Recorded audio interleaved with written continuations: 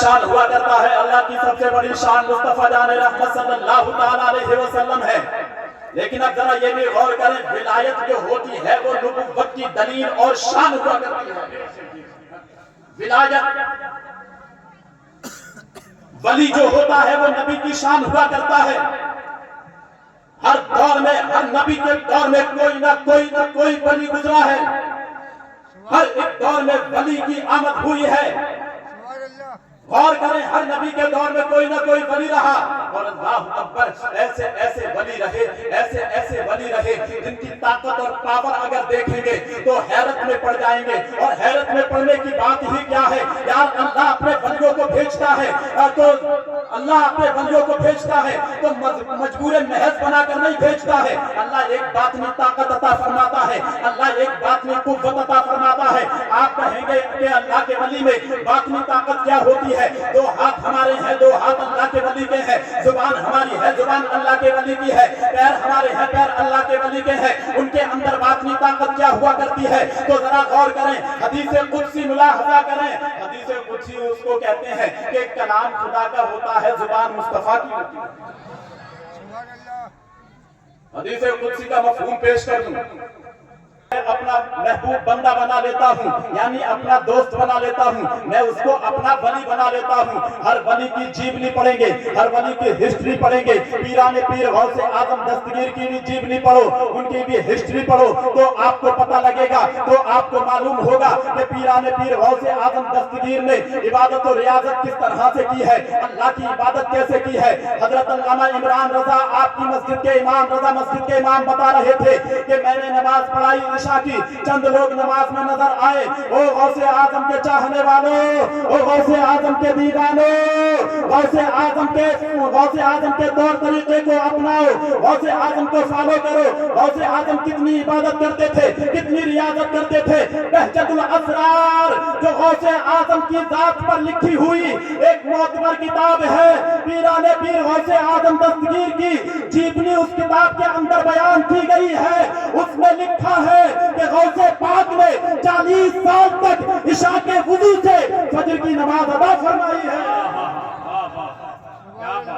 میرے دل کو ایک جھٹکا لگا جب حضرت نے کہا کہ ہاں کچھ لوگ ایسے بھی ہیں جنہوں نے پوری زندگی میں اللہ کی اس مقدس کتاب کو، جس کتاب کے بارے میں اللہ ارشاد فرماتا ہے ذالک الکتاب لا ریب فیہ، وہ بلند مرتبہ کتاب جس میں شک کی کوئی گنجائش نہیں ہے، جس میں کوئی ڈاؤٹ نہیں ہے. اس کتاب کی شان اتنی بلند ہے کہ پوری دنیا میں اس کتاب کی طرح کوئی کتاب نہیں ہے. یعنی قرآن عظیم، فرقان حمید، اس کے بارے میں کہہ رہے تھے کہ کچھ لوگ ایسے ہیں پوری زندگی ان کو ہو گئی، کوئی 20 سال، کوئی 30 سال، کوئی 60 سال کا ہو گیا، ابھی تک اللہ کی کتاب کو پابوزو ہاتھ میں لے کر نہیں دیکھا ہے. او میرے پیارو، ذرا غور تو کرو، قرآن پاک کی شان ملاحظہ کرو. میرے پیر، آپ کے پیر، سارے پیروں کے پیر غوث اعظم دستگیر کے بارے میں بہجت الاسرار میں لکھا ہے کہ 15 سال تک غوث اعظم نے ہر رات میں ایک قرآن پاک مکمل ختم فرمایا. نعرہ تکبیر، نعرہ رسالت، فیضان غوث اعظم، شان غوث اعظم، مسلک اعلیٰ حضرت علامہ مفتی انیس القادری صاحب قبلہ. واہ واہ واہ، بہت اچھا. یار غوث اعظم کون ہے؟ کون ہے غوث اعظم؟ ہم سب جانتے ہی ہو، محبت کرتے ہو. یہاں پہ بڑی نظر و نیاز کی جاتی ہے. سید قطب لال غوث اعظم کی نیاز کا عالم یہ ہے کہ یہاں کے 3 ائمہ ہیں، 3 مساجد ہیں. تینوں مساجد کے ائمہ کو فرصت نہیں ملتی ہے اس ماہ مقدس میں، 11ویں شریف کے مہینے میں. لیکن ذرا غور تو کرو، سوچو تو صحیح. غوث اعظم رضی اللہ تعالیٰ عنہ کے دیوانوں، غوث اعظم رضی اللہ تعالیٰ عنہ پیدا ہوئے. کہاں پیدا ہوئے؟ ایران کے اندر ایک قصبہ جیلان ہے. جیلان کے اندر سید گھرانے میں غوث اعظم سرکار رضی اللہ تعالیٰ عنہ پیدا ہوئے ہیں. جیسے ہی پیدا ہوئے آپ کا نام عبد القادر رکھا گیا ہے. سید عبد القادر آپ کا نام ہے. آپ کے لقب تو بہت سارے ہیں. کوئی غوث سمدانی کہتا ہے، کوئی قطب ربانی کہتا ہے، کوئی محبوب سبحانی کہتا ہے، کوئی محی الدین کہتا ہے، کوئی قطب الاقطاب کہتا ہے، کوئی فرد الافراد کہتا ہے. غوث اعظم کے القابات بہت سارے ہیں. غوث اعظم رضی اللہ تعالیٰ عنہ 470 ہجری میں پیدا ہوتے ہیں.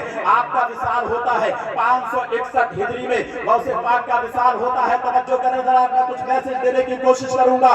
غوث اعظم رضی اللہ تعالیٰ عنہ جیسے ہی تھوڑے بڑے ہوتے ہیں, ٹوٹل عمر غوث پاک میں 91 ایئرز.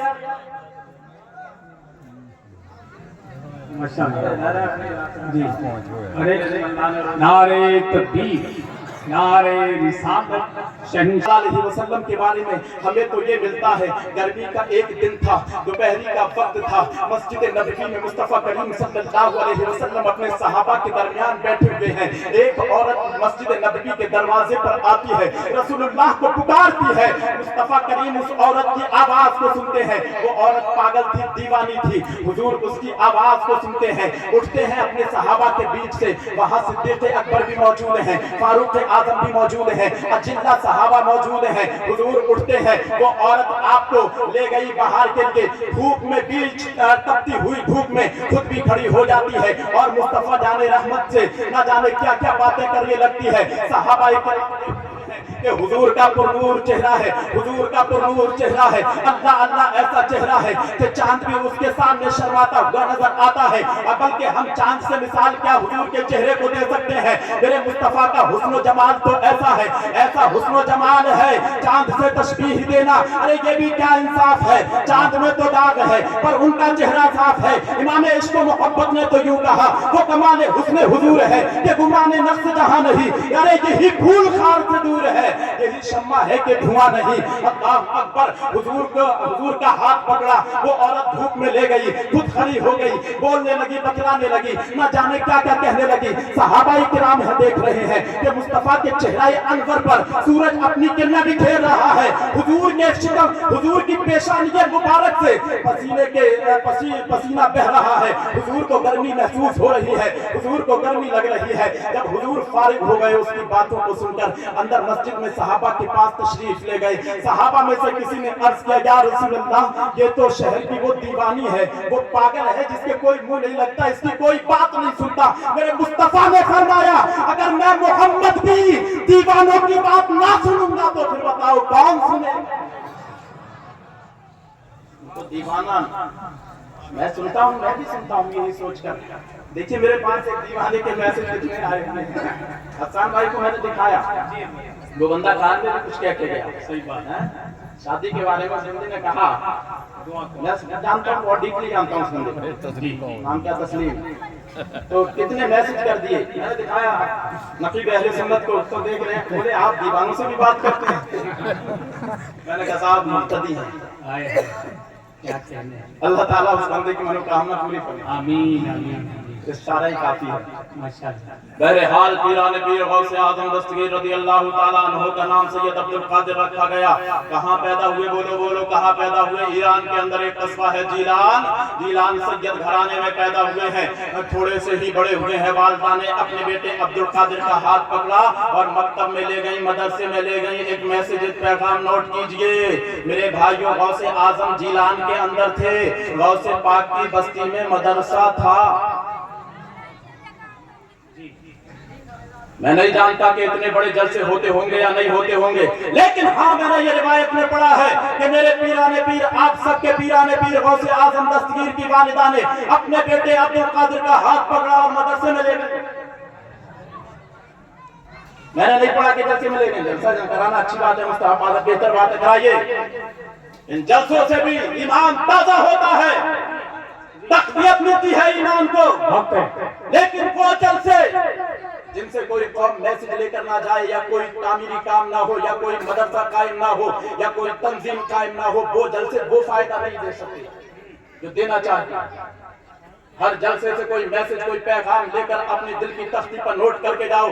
پیران پیر غوث اعظم دستگیر کی والدہ عبد القادر جیلانی رضی اللہ تعالیٰ عنہ کو اپنے بیٹے عبد القادر کو ہاتھ پکڑا, عبد القادر کا ہاتھ پکڑا اور لے کر گئی مدرسے میں پڑھنے کے لیے بھیج دیا, پہنچا دیا مدرسے میں. اب غوث اعظم نے پڑھنا شروع کیا. اللہ اکبر. روایت میں آیا ہے کہ غوث پاک نے 7 سال کی عمر میں پورا قرآن حفظ کر لیا. ارے غوث اعظم کی نیاز سے تمہیں محبت ہے, غوث اعظم کی 11ویں کی بریانی سے محبت ہے, تو غوث اعظم رضی اللہ تعالی عنہ جس چیز سے محبت کرتے ہیں اس سے محبت کیوں نہیں کرتے. غوث اعظم محبت کرتے ہیں قرآن پاک سے.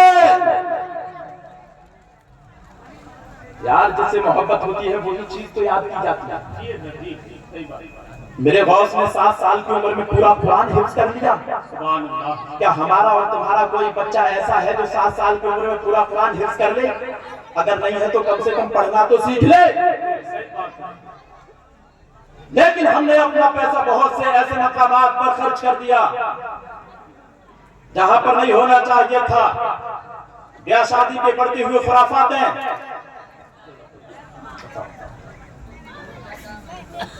بیاہ شادی کی بڑھتی ہوئی خرافاتوں میں ہمارے اور آپ کے ہزاروں نہیں لاکھوں روپے ادھر ادھر برباد ہو جاتے ہیں.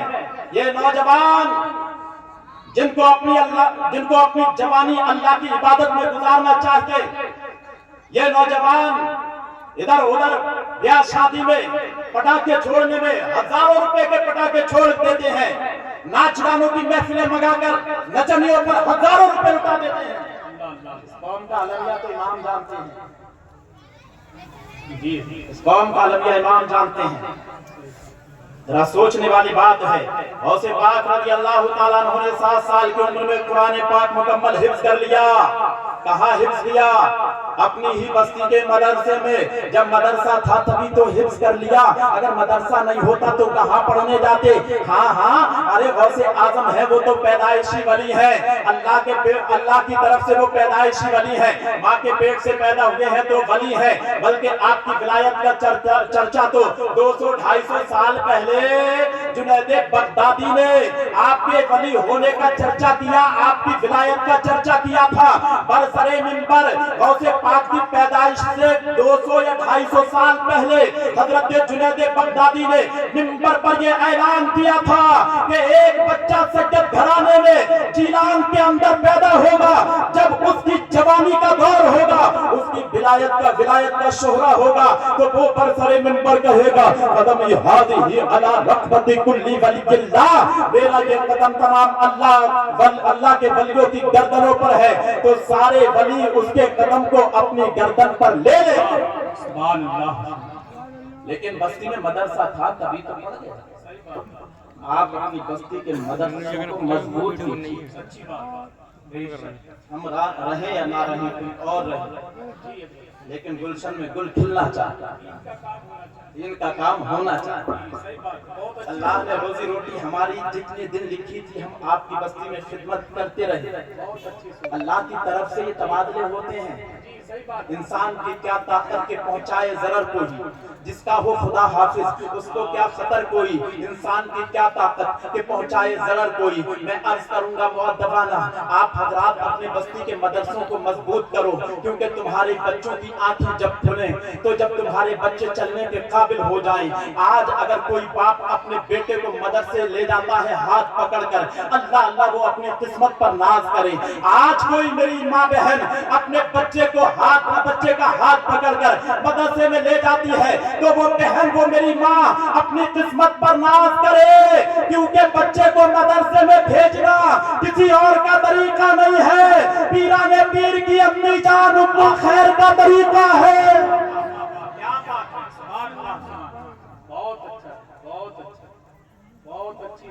یہی میسج لے جانا میں سمجھتا ہوں کہ آپ کا بیٹھنا قبول ہو جائے گا، کامیابی مل جائے گی کہ آپ اپنے بچوں کی مدد کریں.